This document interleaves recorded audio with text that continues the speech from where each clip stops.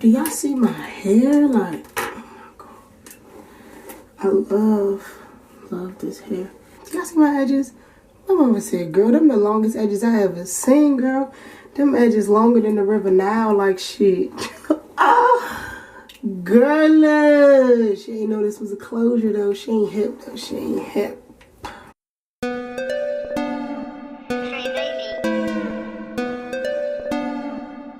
What's good, y'all? Welcome back to my channel. Thank you for tuning in again. Third video. This has been a great experience so far, and you know, I'm just ready to keep it going. You know, I'm very happy with my followers and my views so far. You know, slowly but surely though, we're gonna get up there, but it's all good.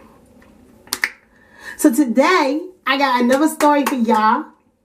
It's story time, story time. I should probably like think of a theme song for story time or whatever. So this story is about like the first time that I can pinpoint when I experienced racism at my school at Bucknell University. The first time. This ain't the only time now. Let me tell y'all. So this is just a trigger warning.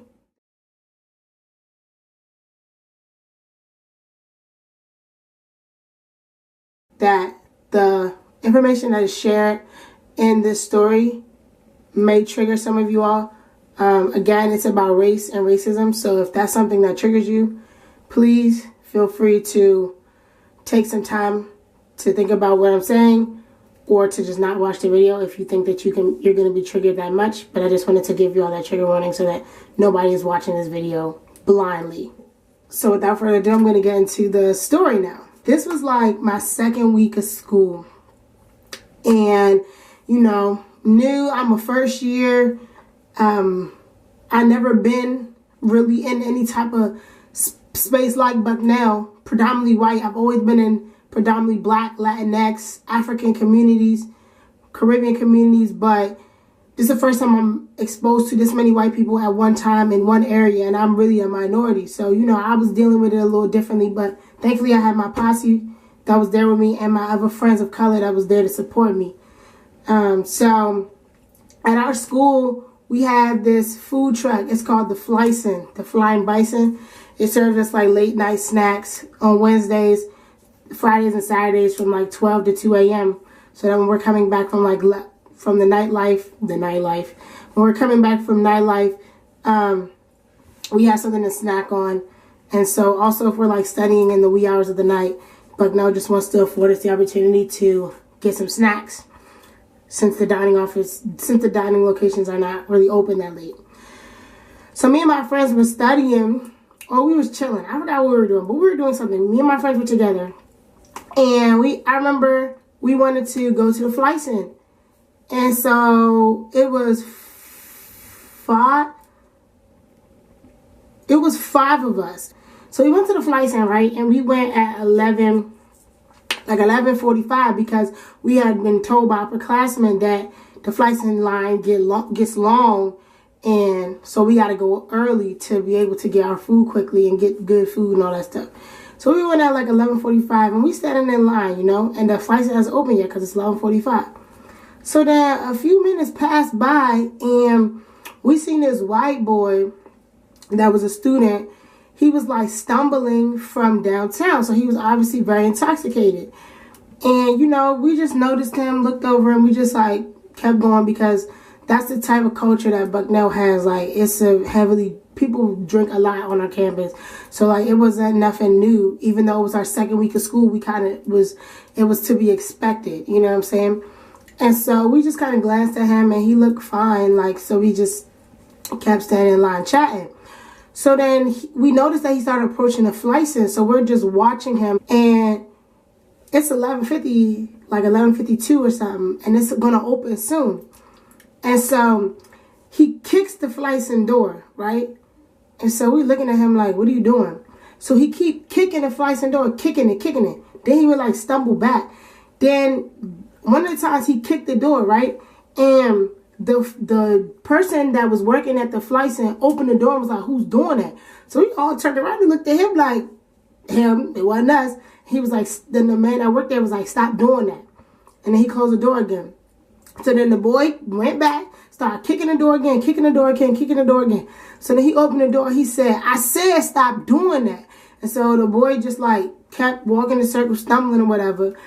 And then the last time, the third time, he went, kicked the door, kicked the door. The man on the flight said, open the door. He said, if you kick this door again, we're not opening tonight. We're driving off and nobody's going to get food. So my friends and I, we was upset because we was like, look, we trying to eat, get this snack or whatever. Like, you need to chill out, man. So then one of my friends, shout out to Trevana. One of my friends, Trevana, she was like, can you stop doing that so that we can get food? And then, again, before I continue on with the story, but that was the first year when me and my friends was first years, we was on a swing first, ask questions last basis. So I digress. But, so Trevana said, can you stop kicking that so that we can get food? And so, old dude was like, shut the F up, you N-word. Like N-word, like N-I-G-G-E-R. I'm not going to say it on camera because that shit puts chills in my body. But he said, shut the F up, you N-I-G-G-E-R. If y'all don't understand what I'm saying, here go the word he said. Right here. This is what he said. Shut the F up, you this. That is what he said to us. So me, I said, what? And Trevana from Baltimore. So she also straight from the hood. Like, she was not playing no game. She said, what you say? Like, after he said that, we all squared up. Like, oh yeah, you gonna have to see us now. And so he started laughing. So we like, ain't shit funny. So we get to approaching him because we really was about to whip his ass. This man pulled out his penis, pulled out his penis and tried to pee on us. Like, started peeing in our direction, Mo. I'm not even joking. I'm dead serious. This man really did this shit. Like, pulled out his penis and started trying to pee on us. That shit really still makes me angry thinking about it. Like, so we all jumped back. Like, what the hell are you crazy? Mind you, it is now like 12:15 that this has gone on to, and didn't nobody else step in. No students stepped in. No town people stepped in. Nobody walking past stepped in. The flights and people was still serving people. They was watching this shit transpire and they didn't say nothing. So that's when I knew. I was like, oh, y'all funny. Y'all Bucknellians, y'all's fake. So then we was like, no, we not going like that. So then we seen a public safety officer drive by. So we flagged him down. And so we had told him about the situation and what had happened. So he was like, okay, I'm going to talk to the young man and see if I can resolve this, if I see what I can do with him. So I'm like, all right, cool. So I'm thinking, oh, yeah, the public safety officer about to escort him out of the premises and about to, get him sent to the dean because no, you cannot say that to nobody. You cannot do nothing like that to nobody. Mo, why I look over and as I'm watching them talking, I'm thinking in my head, this shit is not going down in our favor. I told my friend Sure, I said, sure, ain't shit about to happen, watch. So then the boy, we see them break apart, the public safety officer and the boy, break apart. The boy just kept walking. Public safety officer turned around, came back to us, and he gonna tell us, oh, don't worry, he said he didn't mean it, so just leave it alone and let it go. This is what a public safety officer who's supposed to be protecting us as well as the white students, but protecting us in that situation. He said the boy told him he didn't mean to, and so we should let it go. Are you dumb? Are all your screws up there? I think your screws done popped out somewhere. I looked at that man and said, really? Oh, I'm supposed to let it go? Okay, all right. Let's see. So we got this thing called a bias incident reporting form. So we was like, oh yeah, we filling this joint out. Somebody gonna do something about the situation. So we filled out the form, I don't know how we found this boy name, face. We was Facebook stalking, like directory stalking, everything, but we found his name and his face and his information, put it right down, sent it to the deans. And to this day, I really don't know what the deans did. But then the next day, when my friends was going downtown to a function, like during the day, they seen the boy and he was sober. So then one of my friends who was with me, Maui, she seen him walking towards her and she was walking towards the downtown area. So she stopped him. She said, insert name here. Do you remember what you did last night? And the boy was like, I was at a party. And she was like, no, do you remember what you did at the Flyson last night? He was like, no. And then she told him the whole story that I just told y'all. And this man get to laugh and talking about something. I didn't do that. There's no way I did that. Like, there's no way. And then she was like, yes, you did. And then Sherry was with her, and she was like, actually, yes, you did. You did worse than that, actually. And you got off scotch-free because you're a white male with privilege and money. And so he was like, oh, well, I was drunk, so, like, technically I didn't really mean it, but I was drunk. let me tell you something. As much as people want to, like, fight this, drunk actions are sober thoughts.